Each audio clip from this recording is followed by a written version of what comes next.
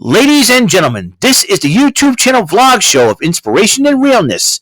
Also, this is the YouTube channel vlog show of positivity, personality, and fun. This is Eric Lima Shenanigans of 1977, and now the perpetrator of these shenanigans, Big Beefy E himself from his Big Beefy Man Cave in New Bedford, Massachusetts, Mr. Shenanigans himself, and the two-time Chilling 3000 2022 End of the Year Awards winner, Eric M. Lima. Thank you very much, Mr. Announcer, sir. Well, hello, everyone. Welcome to yet another episode of Eric Lima Shenanigans of 1977. This is episode 548 of the show. I am your host, Eric Lima, here. We just got finished watching AEW Rampage. A lot of fun. I did it with my little live reaction with my good buddy, Jordy Scow. It was a lot of fun. It was the most entertaining episode of Rampage. It started off with a trios matchup: El Hijo del Vikingo and the Lucha Brothers, that is Rey Fenix and Penta El Zero Miedo, to take on the team of Powerhouse Hobbs and Team QTV, that is QT Marshall, or as I like to call him, QT Fire Marshal Bill, and Aaron Solo with the lovely Harley Cameron at ringside. And it was a heck of a matchup. You know, Harley Cameron looks gorgeous as ever, but Vikingo and the Lucha Brothers did pick up the victory over QTV, and freaking Powerhouse Hobbs was stupid enough to go after Alex Abrahantes. Yeah, you leave your teammates alone, you dumb idiot.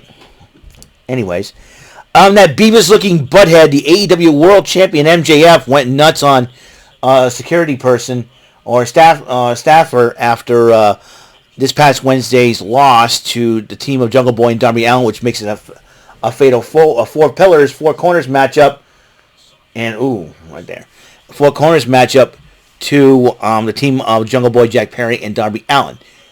So now the matchup for the AEW World Title at Double or Nothing will be a four corners, four post matchup.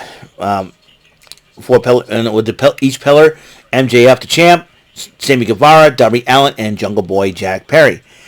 And everybody's favorite lady wrestler, Jade Cargill. Somebody put me to sleep. I'd rather be kicked in the nuts by Tony Storm than having to watch a Jade Cargill matchup, but in mine I digress. Jade Cargill beat Gia Scott. Can't stand her. I can't stand Jade Cargill. She is born. She can't wrestle for a hell of beans. She should be losing that championship. Then Mark Briscoe and Preston Vance. Lexi Nair decided to interview Mark Briscoe until Team Slapnuts, a.k.a. Team Jarrett. That's Sanjay Dutt, or as I call him, Sanjay Butthead, Jay Lethal, Satnam Singh, and Jeff Jarrett all interrupt him. Right? Mark Briscoe and Preston Vance went one-on-one, and Jose, the assistant, I call him Jose, the assistant on his stick, decided to try to get involved in the matchup and say, yeah, and Team Slapnuts claims, you should be associated with us. Yeah, you ain't helping me win the matchup, but you should even the freaking score, you know? Making sure Jose, the assistant, didn't get involved in the matchup. You guys weren't there for me. That's it. I would leave it. I'd be following Mark Briscoe.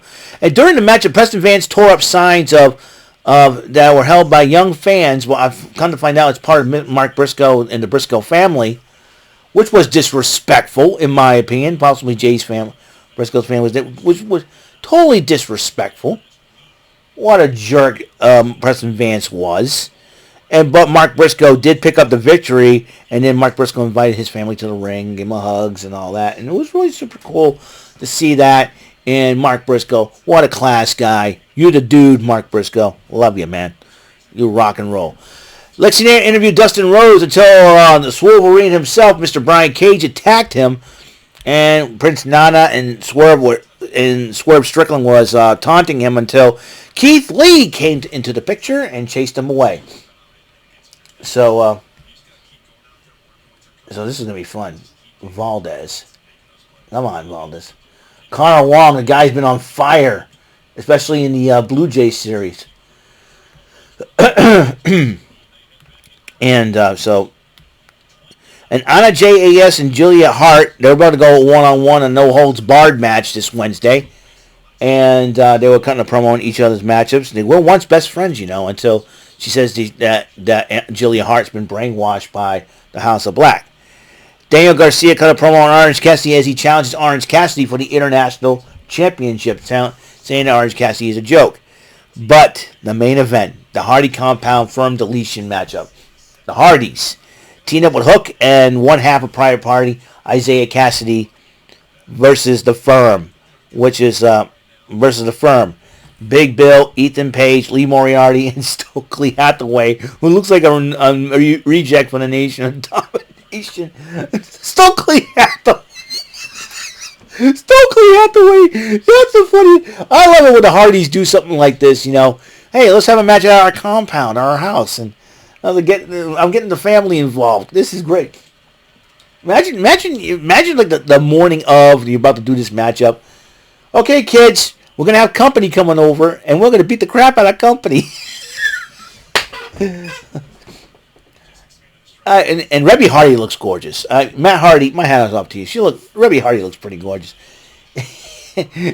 Maxwell Wolfgang, Maxwell Wolf and Wolfie. they made.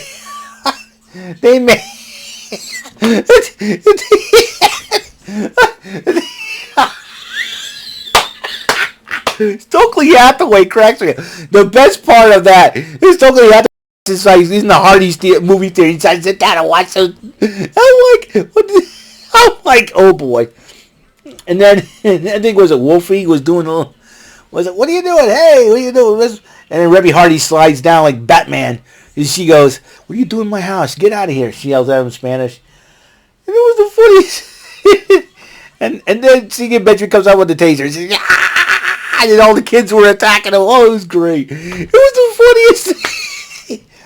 And then outside got serious. Ethan Page was pouring gasoline, and then all of a sudden he's about to set the Hardys on fire. But then they're missing one dude, and you see Isaiah Cassidy morph into Broken Zay, and then did a flying senton off the barn of the Hardy compound. I'm like, you got to be kidding me! This guy's a nutcase. And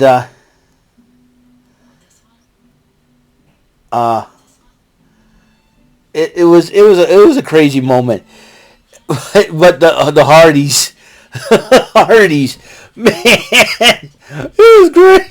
The Hardy kids, I knew the family was going to get involved in this. How can you not get the family involved in this? It was great, but the Hardys did pick up the victory. Caprice Coleman was one of the referees in that matchup, special guest referees, and and then after a twist of fate, and everybody did their moves on Ethan Page, 1, 2, 3. Matt Hardy made the pin on Ethan Page. The Firm has been deleted. No more Firm for the Matt Hardy. He's now free. The Hardys are now free. Hook, Isaiah Cassidy.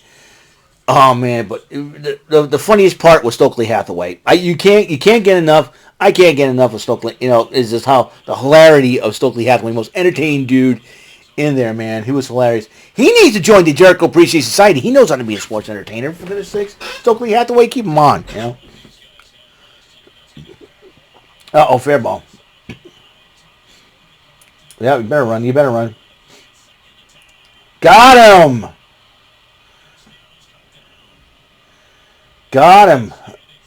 Riomuto.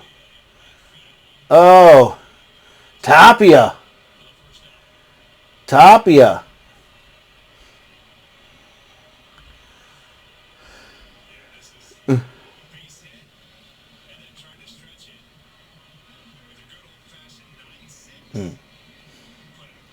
Boom.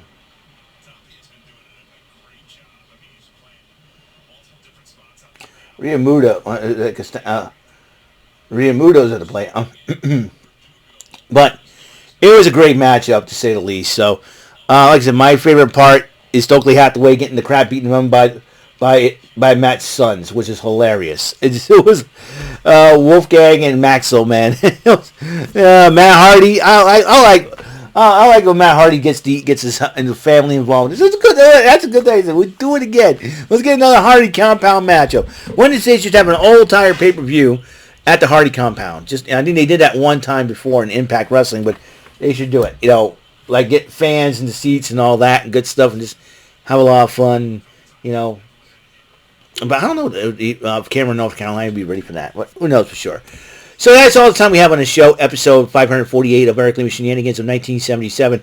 Up next will be SmackDown Live, and we'll deal with that. So that'll be episode 549. SmackDown Level Up, the final SmackDown before Backlash tomorrow. And it takes place in San Juan, Puerto Rico. So I'll see you down in the next episode. Until then, until the next episode comes around, Mr. Announcer, take us home. That is all for today's episode of the show. This is Mr. Lima speaking for Eric Lima Shenanigans of 1977. A Big Beefy E, do it for Bob Saget production, and in association with A Sweet Bofa Raving Dingleberries Telepictures and Distribution.